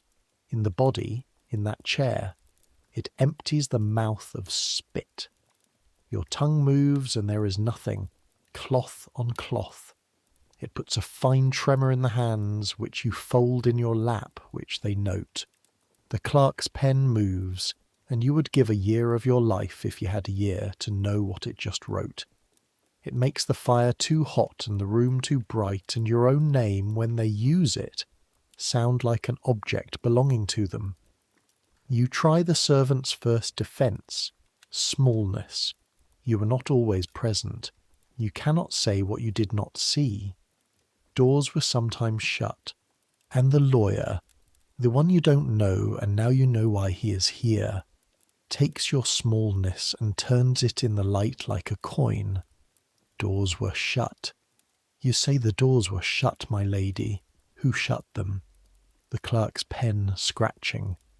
You understand some minutes in, and the understanding is like ice water going down inside the breastbone, that they do not actually need you. That is the room's true architecture. Catherine Tilney has talked. Margaret Morton has talked. She has told them she never mistrusted the Queen more than at Hatfield, told them about your candle, your stairs, your errands. The little maids have laid out your summer like goods on a stall. The Queen herself at Sion is writing you into every answer. Lady Rochford devised it. Lady Rochford provoked it. Lady Rochford carried word. Culpeper likewise. The woman provoked him. You're not a source in this room. You are a formality. They're giving your name the opportunity to sign what is already built, and the only currency you have left to negotiate with is the speed of your cooperation. You cooperate. Say it flat, because it is flat. You cooperate. The dates come out of you. The houses come out of you. Greenwich, Lincoln, Pontefract, York, the Stool House. The clerk does not pause. The pen takes the Stool House at the same speed it took the dates, and something in you that had survived to that minute does not survive it. And then the last step down, the one the room was built to bring you to, the one that lets you feel, for one poisoned moment, useful again, your opinion, that you think the thing itself was done between them, belief offered as evidence. The interpretation you spent a whole summer refusing to make, made at last in a warm room to save what could not be saved. The counsellor thanks you. He actually thanks you. Courteously, the machine's manners. and for one horrible dislocated heartbeat it lands in the same starved place where the Queen's Thank You Jane landed at Pontefract, and you catch it happening and understand something final about yourself, and the understanding is the beginning of the breaking. They take you back to your chamber. Dinner is sent. You cannot eat it. The smell of the meat is suddenly monstrous. All death, all fat and iron. You sit at the window as the early dark comes down over the river, and your hands begin very quietly to shake. And this is the afternoon. You can date it. Historians cannot, but you can. This is the afternoon the seams of your mind open their first thread, because the room did to you the exact thing you have been to other people. That is what could not be lived with. Not the fear, not even the dying to come, the symmetry. In 1536 you sat somewhere warm and gave men small true things about Anne and George, and told yourself the machine would have run without you, which was true, and learned that true is not the same as bearable. Now other women's small true things about you have run down the same channels, taken down by the same kind of pen, and the Queen you served has fed you to the fire with both hands to buy herself a week. Exactly as you once fed others, and there is no anger anywhere in you about it, and the absence of anger is the worst symptom of all. You cannot even blame her. You are her 6 years upstream. The machine is made of frightened people informing on frightened people, all the way down, and there is no flaw. That is the sentence your mind could not hold and stay whole. So it did not stay whole. Madness is not what the plays will pretend. It does not arrive as raving. It arrives as small failures of the world's machinery. It began for you in the 3rd or 4th day of questioning, when you noticed that time had stopped keeping its shape. An hour of interrogation passed like a minute. A minute alone in your chamber lasted a week. Then sleep went. Not restless sleep. Sleep itself, the whole country of it, closed its border to you. You lay at night with your eyes open, and heard the questions repeating in the voices of the counsellors, and then in George's voice, which was worse, and then in Anne's, which was unbearable, and you answered them out loud into the dark, because silence had become a pressure on your chest like a kneeling man. By the time they moved you to the tower, the seams were opening. You wept without transition, mid-sentence, mid-mouthful. You forgot the names of your own women. You asked a jailer one morning whether my Lord Rochford would be dining with you, and watched the man's face do the arithmetic. My Lord Rochford has been dead 5 years, madam, and the pity in his eyes was a colder thing than any chain. The official word, when it came, was that on the 3rd day of her imprisonment the Lady Rochford went mad, recovered her wits at intervals, lost them again. The king's own physicians were sent to attend you. Think of that. The same royal doctors who dressed the king's leg, dispatched to patch the mind of a prisoner, and not from kindness. You understood why even through the fog, because the fog parted at intervals and the intervals were worse than the fog. They needed you sane for a reason. The law, you see, had a door in it, and you were standing in the doorway. Ancient practice held that a person who was mad could not be tried or executed, could not comprehend the proceedings, could not make a good death. If Lady Rochford was mad, Lady Rochford could not be attainted and killed. And the king required the way weather requires, a full ending. So the king changed the law. Sit with that in the straw this last morning. Parliament assembled in January 1542, and among its business was an act of attainder condemning Catherine Howard and you to death without any trial at all. Attainder, the machine's cleanest tool, guilt by legislation, no courtroom, no jury, no inconvenient reading aloud of evidence by a defiant Boleyn, and folded into the same session a provision with your name on its breath if not on its face, that persons who fell mad after committing treason might lawfully be executed regardless. Madness would no longer stop the axe. They rewrote the law of England so that it could reach one broken woman. You have that distinction. Whatever else is said of you for the next 5 centuries, and much will be said, most of it wrong, they will make you a villainess, a procuress, a jealous monster who invented the incest out of spite, because a story needs a witch, and the witch's chair was empty. Whatever they say, you made a king amend the Constitution to make sure of killing you. There is a black kind of importance in it. George would have made a joke. The bill moved through Parliament in the first week of February. The Lords, feeling perhaps some draught of shame, asked that the Queen be allowed to come and speak in her own defence. The King declined on her behalf.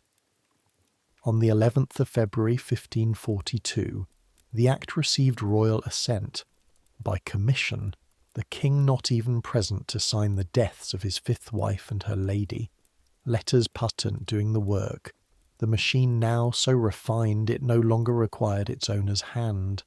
On the 10th of February they had already come for Catherine at Sion, to bring her to the Tower by water, and the story that runs through the Tower is that she refused, that she balked at the barge like a colt at a flooded ford, and that the councillors, gentlemen all, put hands on the Queen of England and forced her aboard.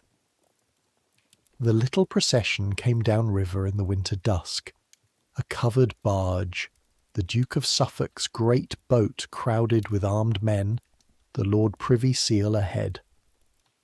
And the route runs under London Bridge, under their heads, Culpeper and Derham, 3 months on their spikes, the gulls' leavings, silhouetted against the last light, while the girl who had loved at least one of them passed beneath in a curtained barge. The boatmen say she entered the Tower by the same water gate her cousin Anne entered, and climbed the same steps in black velvet, with the councillors bowing her through. Every courtesy to the end. The machine has beautiful manners. That has always been the worst thing about it. You heard all this at second hand, in your lodging in the Tower, in one of your clear intervals. The clear intervals had become a tide you could almost predict. Fog in the mornings, a terrible lucidity by afternoon. In the fog you talked to George. In the lucidity you understood precisely what week it was, and what the hammering silence outside meant. That there was no hammering, that the old scaffold would serve, that straw was cheaper than carpentry. On Sunday, the 12th of February in the evening, they came to your door and to hers with the same message, delivered in the same flat clerk's voice. Prepare your soul. You die tomorrow. And that night, in the Queen's lodging across the green, Catherine Howard, 19 years old, made a request that has already passed into the Tower's bloodstream, whispered jailer to jailer, because no one had ever heard its like. She asked for the block, not for mercy, not for a priest, though she had that too. She asked that the actual block, the oak block itself, be brought to her room that night, so she could practice, so she could learn in private how to kneel, how to place her hands, how to lay her neck in the groove and be still, and do it over and over by candlelight until her body knew the sequence and could perform it in the morning without her. They brought it. Men carried the block up the stair to the Queen's chamber and set it on the floor and left her with it. And on the other side of the wall of that night, in your own chamber, you did your own rehearsing, the only kind left to you. You sorted your mind's clear hours like a woman counting the last coins in a purse. You prayed. when the words would hold still long enough to be prayed. You asked, this is recorded nowhere and everywhere, whether it would be the sword like Anne. It would not. The sword was a foreign mercy, sent for once, never again. For you and the girl, the axe, English oak, English iron, and an Englishman paid by the stroke. You did not sleep. Sleep's border was still closed. You lay listening to the tower, which never fully sleeps either. The watch calling, the river slapping the wharf, a dog somewhere beyond the walls, the small eternal sounds of a fortress digesting, and at some hour past midnight your hands began their shaking and did not stop. Which is where we came in. 11 weeks in the tower, and here is what the weeks were actually made of, because imprisonment is a word people say quickly, and nothing about it happens quickly. Your lodging is not a cell. Get the picture right. A chamber, decent, furnished, a fire allowed, a bed with hangings, your meals sent in. The Crown feeds state prisoners according to rank, and you are dined as a viscountess even while it drafts the act to kill you. The machine keeps immaculate accounts. 2 women attend you. A window, deep in the wall's thickness, and if you stand in the embrasure with your cheek near the cold glass you can see a slice of the world. A wedge of green, a wall, weather. The days assemble themselves out of tiny fixed events, and you learn to live from event to event the way a climber lives from handhold to handhold.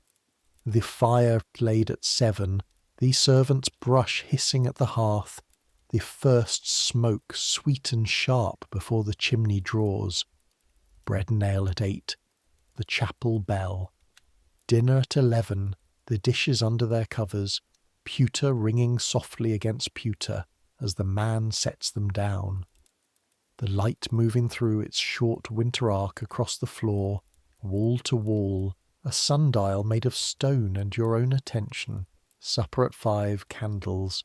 The watch calling the hours through the night, each cry arriving faint and formal through 6 feet of the wall, and you wake for everyone, or rather you surface, because what you do at night is not sleep and has not been for weeks. It is a shallow drifting with teeth in it. Cold is the constant. The fire warms a half circle a few feet deep, and the rest of the chamber belongs to the stone, and the stone belongs to the river, and the river's damp lives in everything.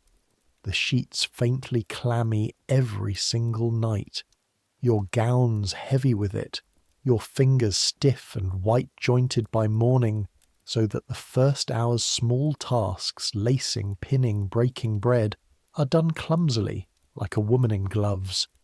Your chilblains crack and weep and sting all winter.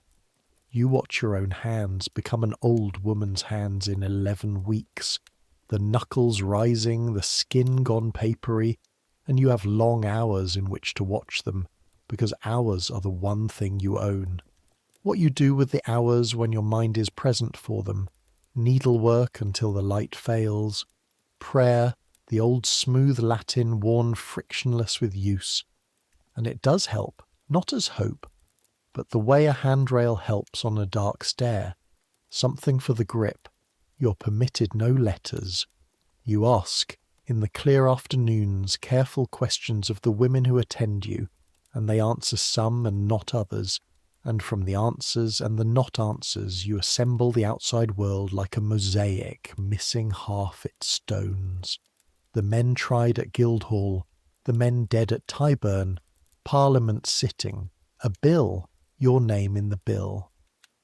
And what your mind does with the hours when it is not present, that others had to tell you afterward, in fragments, with their eyes down, that you spoke to persons not in the room, courteously at length, that you asked one of your women to make sure my Lord Rochford's shirts were aired against his coming, and grew agitated at her face, that there were nights of weeping that did not sound like weeping, one of them said, and would not say more. The king's physicians came and went with their basins and their grave Latin, bleeding you, dosing you with things that tasted of burnt earth, reporting on you as workmen report on a repair. For the record survives. The machine kept notes even on your madness. She recovers her reason at times, and at times relapses. You lived in the intervals. That is the sentence for those weeks. The fog spared you nothing, because whatever happened in it, you woke from it each time to a clear afternoon in which everything was still true, and had to learn it all again, fresh, each time, like a wound reopened along the same line. There were afternoons you envied the fog and could not get back into it. There is no writing that down gently. Twice from the window the world sent you signs. Once, in December, snow. The wedge of green gone white and perfect overnight, untrodden, absurdly beautiful, and you stood in the embrasure with your breath fogging the leads, and felt for the length of perhaps 10 heartbeats nothing but the snow. No tower, no bill, no straw to come. 10 heartbeats of pure, ordinary wonder, and they were the best thing that happened to you in 11 weeks, and you knew it while they were happening, which is a kind of grace. And once, in February from the same window, you saw men on the green doing something to the scaffold, not building, testing, shaking the rail, kicking at the boards, the way a carter kicks a wheel, housekeeping. One of them laughed at something another said. The sound didn't carry, but you saw the head go back. You stepped back from the window and sat down by the fire, and your women watched you do it, and nobody said anything, and the fire ticked, and somewhere below the wall the river went on sliding out to sea, the way it had under Anne's window, and George's, the way it would under everyone's forever, the great grey, indifferent slide of it, and you sat very straight in your chair, with your ruined hands folded and practised, one more time, the only skill you had left, the first one you ever learned.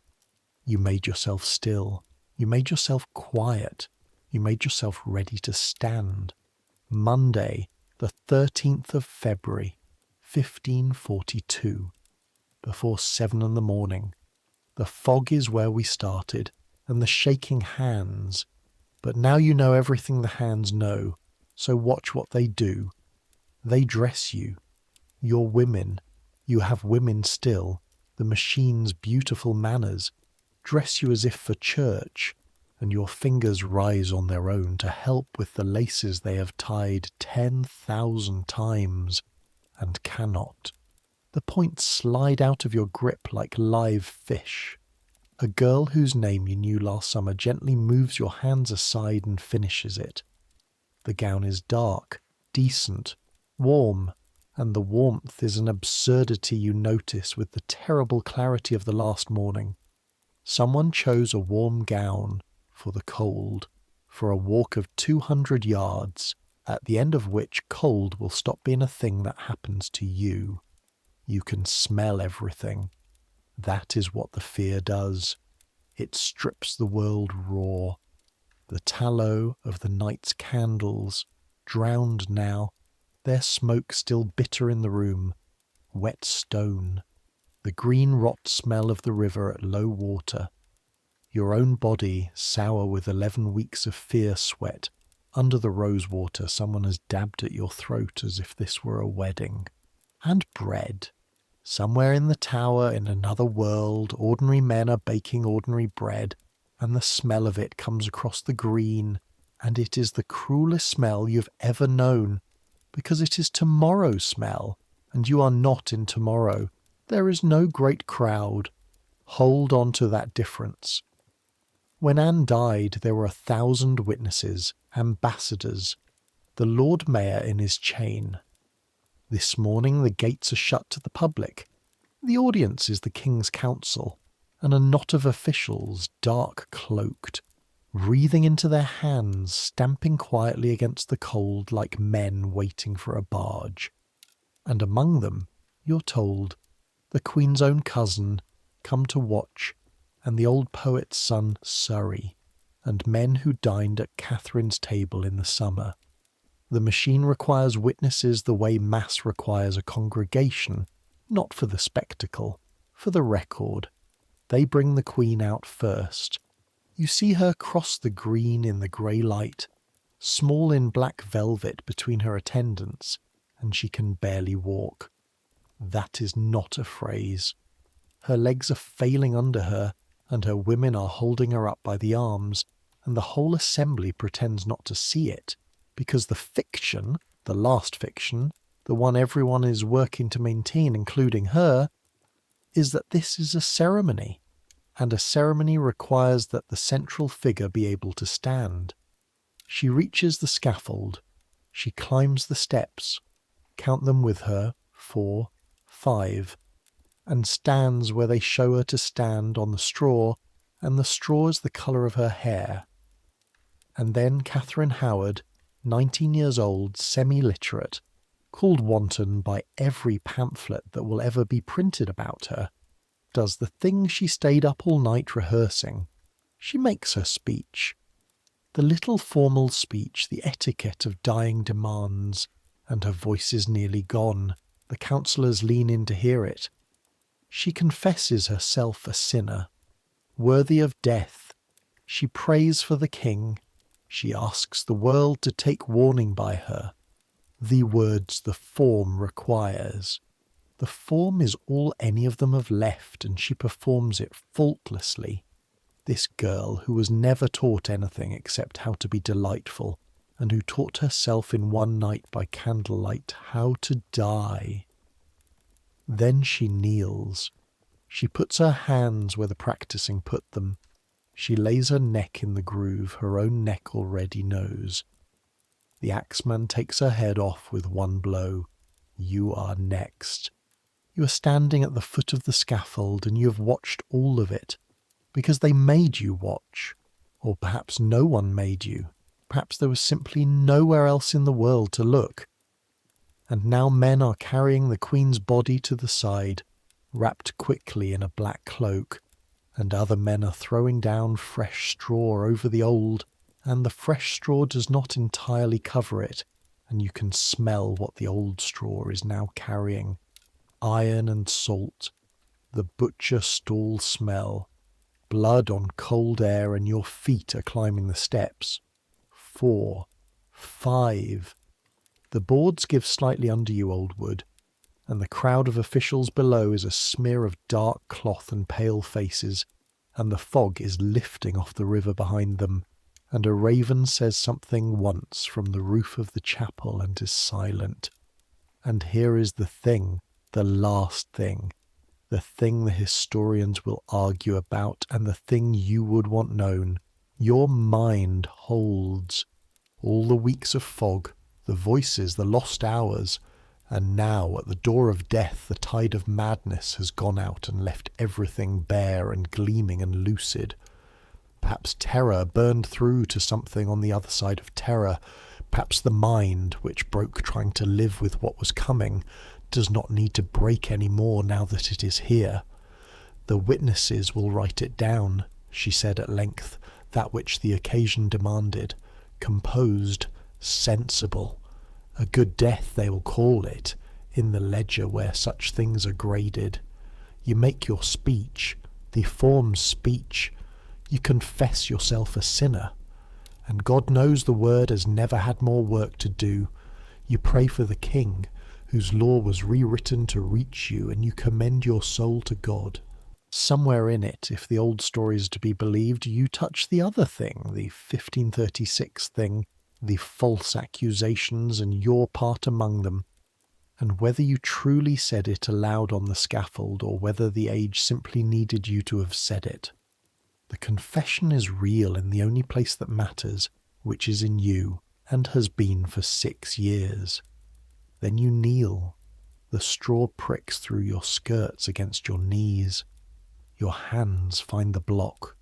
The wood is cold, colder than the air, slick with damp. And there is the groove, worn smooth as a well-handled tool by other people's dying, and your palms lie flat on the oak on either side, and you can feel the grain of it under your fingertips, the last texture. And it is the same feeling exactly as every worn thing your hands have known. Stair rails, pew backs, the smoothed edge of the linen chest at Grimston when you were a girl. The world has become extremely small and extremely precise. The wet wood, the straw, your own breath, loud as a tide. The creak of a man's leather shifting his weight behind you, to your left, and you will not turn your head. That is the last discipline, the servant's discipline, the 20 years of standing still. You held the door for all of them one way or another. Anne, George, Catherine. Now someone holds the door for you. It opens. The green is quiet before 8 in the morning. The whole thing, 2 Queen's women, 2 speeches, 2 strokes, has taken less time than a mass. The officials disperse to their breakfasts. That is not a bitterness. It is just the truth of institutions. Men who have witnessed a required thing go and eat eggs and talk carefully of other matters, and the day continues because the day always continues. That is the day's whole character. The bodies are taken into the chapel at the edge of the green. St. Peter ad Vincula, St. Peter in chains, and nobody in that chapel's long history has ever needed the joke explained. The floor is open near the altar. Anne Boleyn is already under it 6 years down in the old elm chest they found for her in 1536 because nobody had thought to provide a coffin for a queen. George is close by, under the same stones. Now the flags are lifted again and Catherine Howard is laid into the earth of that little church, and beside her, near her, in the same crowded ground as the husband whose death she helped pay for, and the sister-in-law she testified about, Jane, Lady Rochford, is buried among the Boleyns. Sit with that arrangement a moment.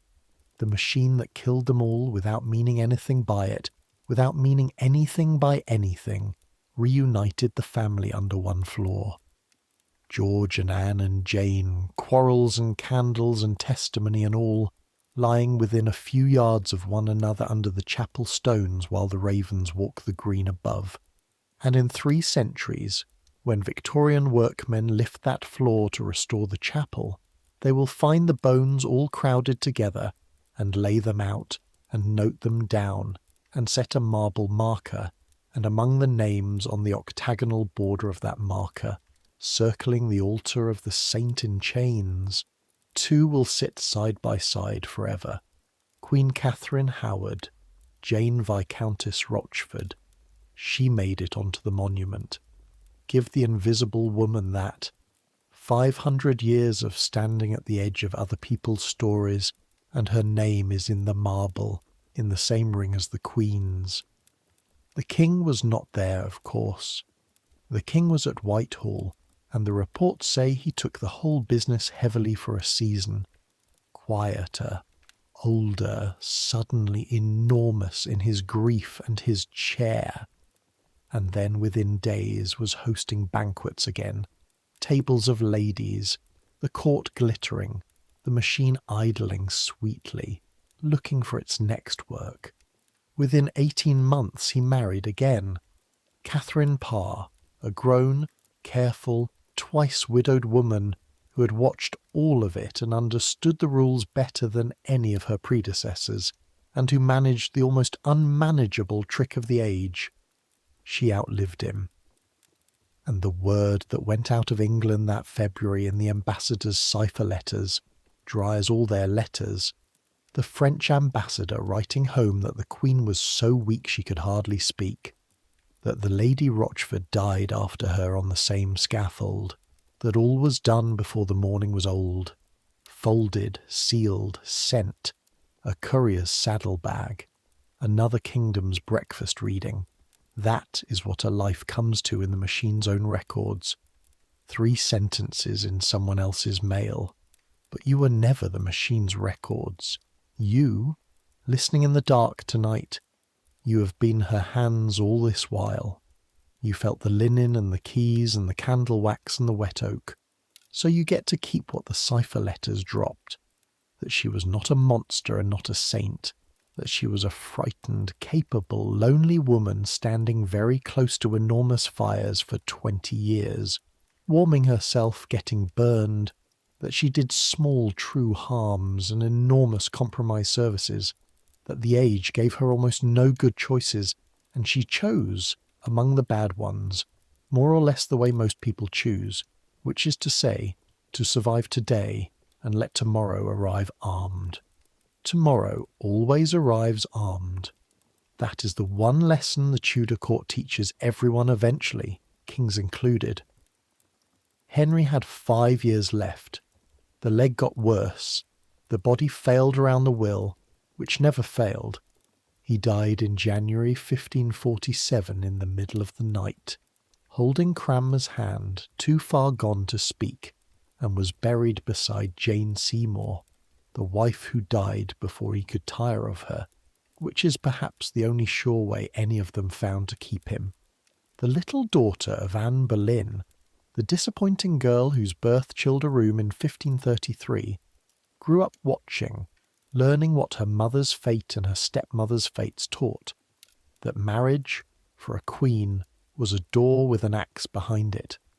She never once opened that door. She ruled England alone for 45 years and gave her name to the age, and the men who killed her mother's family became footnotes to her. The wheel turns. It only ever turns. And now let it all get further away. You're not on the green anymore. You're not in the fog, or the straw, or the panelled room. You're in your own bed, in your own century, and the distance between you and that February morning is nearly 500 years. And the distance is real, and it is safe, and you can feel it the way you feel a warm room after coming in from the cold. The tower is still there. You can walk its green tomorrow if you like, on a tour with a paper ticket. The chapel is still there, and the marble ring of names and the ravens. There are always ravens, fed now by keepers with badges, fat as cats, entirely uninterested in history. The river still slides past the wharf twice a day, in and out, the same water road that carried the barges, carrying pleasure boats now, and commuters, and the low grey light of London winters, which has not changed at all. Centuries will pass, centuries have passed. The palaces you walk tonight are floor plans and foundations. Greenwich is gone, Whitehall burned, and grass grows through what is left of the courts where the whole terrible dance was danced. The names became testimony, then chronicle, then plays, then paperbacks, then this. A voice in the dark telling it over again to someone falling asleep, which is, if you think about it, the gentlest thing that has ever been done with any of it. But people are still people. That doesn't change. There are still rooms where saying the wrong sentence in front of the wrong ears can end a life, in some countries, in some years. And there are still, everywhere, in every office and family and court, the invisible ones standing at the edge of the room, holding the basin, keeping the secrets, doing the small necessary compromised things that keep other people's stories running. Some of them are trapped, and some are warming themselves, and most, like her, are both, and cannot tell you where one ends and the other begins. Be gentler than history was when you meet them. Be gentler than history was with yourself, for the doors you have held that you wish you hadn't. Almost everyone has held one, and now put it down. All of it. You're not in the machine. There is no machine here. There is just this room, this bed, this blanket, the ordinary weight of it on your legs. You are warm enough, safe enough, tired enough. You have a door, and it is your own door, and it is closed because you closed it, and nobody is coming through it tonight. No knock, no candle in the corridor, no papers with your name. Let the tower fade. Let the fog take it. Not the fog of that morning, a kinder fog distance itself, settling over the green and the chapel and the straw, until it is all just grey and soft and far away. Let the sounds go quiet. The river first, then the ravens, then the bells. Let your hands be still. They can be still now. They have carried nothing tonight but a story, and the story is set down and finished, and it cannot follow you where you're going. Tomorrow there will be your own small day, your own doors, your own work. But that's tomorrow. Right now there is only the dark, which is not the dark of any cell, only the ordinary friendly dark of your own room, doing what it has done for every tired person in every century. The same as last night, the same as 500 years of nights, the same as all the nights stretching out ahead. Some things don't change. The need for rest at the end of a long story, that doesn't change either. So let it come. Let sleep take you the way the tide takes the river, slow and certain and without any effort from you at all. Let the world fade. Let the noise quiet. Let your thoughts slow and soften and finally stop. You've earned this rest. Take it and dream of whatever dreams may come. Good night.